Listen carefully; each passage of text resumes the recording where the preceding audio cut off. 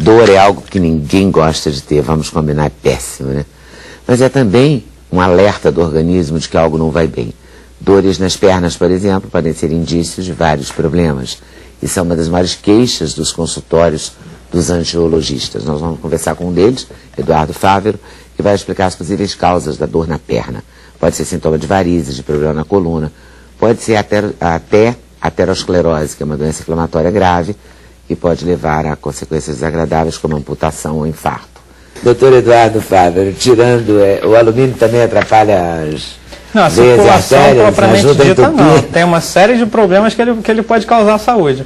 Mas a circulação propriamente dita não. A gente pegando o gancho no que a Kézia estava falando, uma dieta rica em fritura, uma dieta pobre em qualidade, está embutida na etiologia das doenças principais relacionadas à circulação do corpo inteiro, mais especificamente das pernas. Então, se eu pudesse complementar a sugestão do tipo de panela da Kézia, eu sugiro para que você faça o mínimo de fritura nessa panela, principalmente fritura de imersão, porque é a base da aterosclerose, que é uma das doenças mais graves que a gente pode ter no sistema circulatório do corpo inteiro e da perna.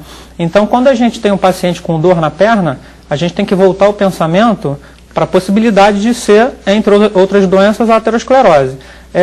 Não parece ser a mais frequente delas, mas é uma das mais graves. É importante, quando a gente começa a falar nesse assunto, entender a circulação da perna.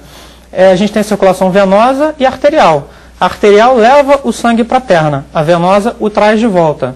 Então, se você tem um problema na circulação arterial, que leva o sangue para a perna, você vai ter uma carência de circulação nessa perna.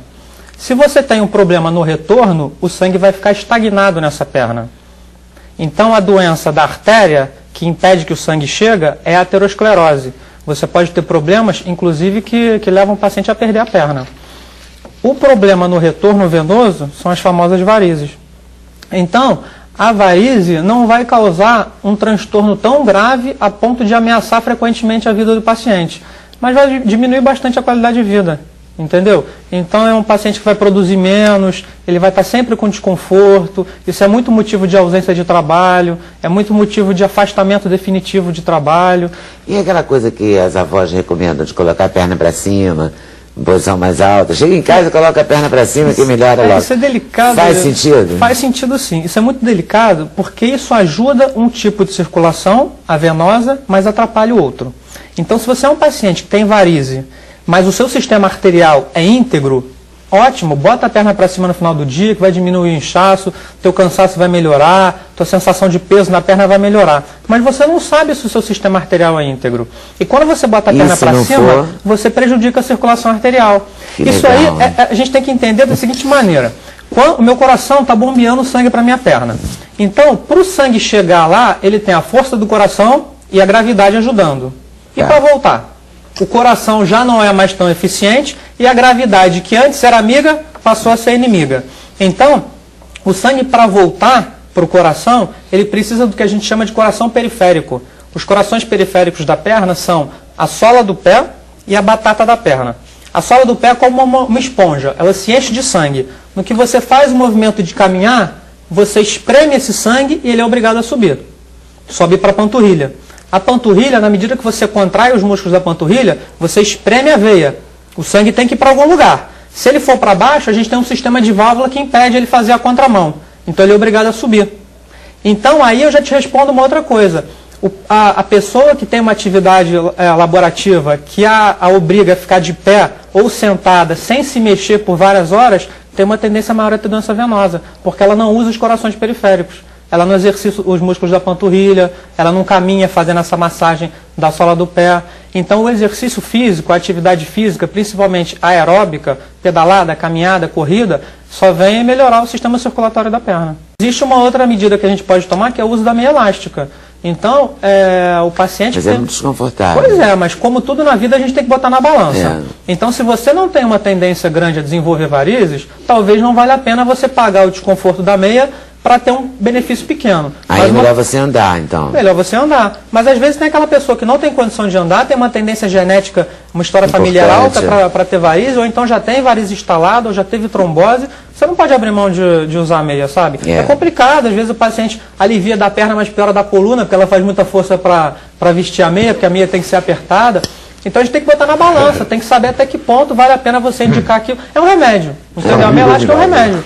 Estar vivo é um milagre.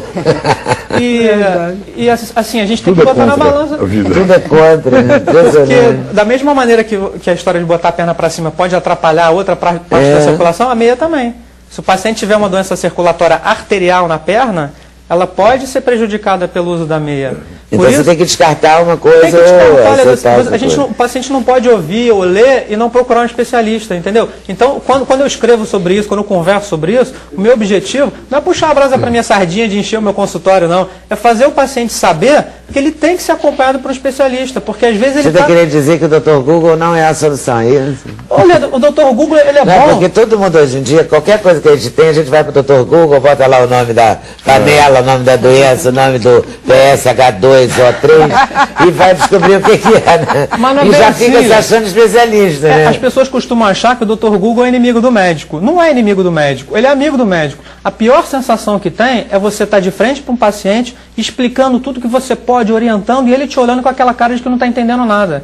Então, se ele puder chegar ao meu consultório com o máximo de informação possível, eu vou dar um complemento. Eu vou tirar as dúvidas dele. Gostei dessa colocação. Eu quero muito que ele se informe antes de chegar lá. É melhor falar com a pessoa informada do que desinformada. Claro, às vezes você...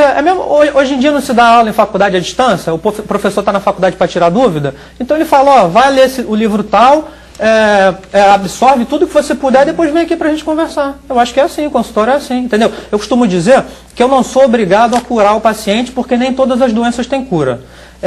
Talvez eu seja obrigado a sempre dar um alívio a ele, agora sempre eu sou obrigado a orientar meu paciente. Ele tem sempre que sair do meu consultório sabendo tudo a respeito da doença dele ou tudo que eu puder dizer.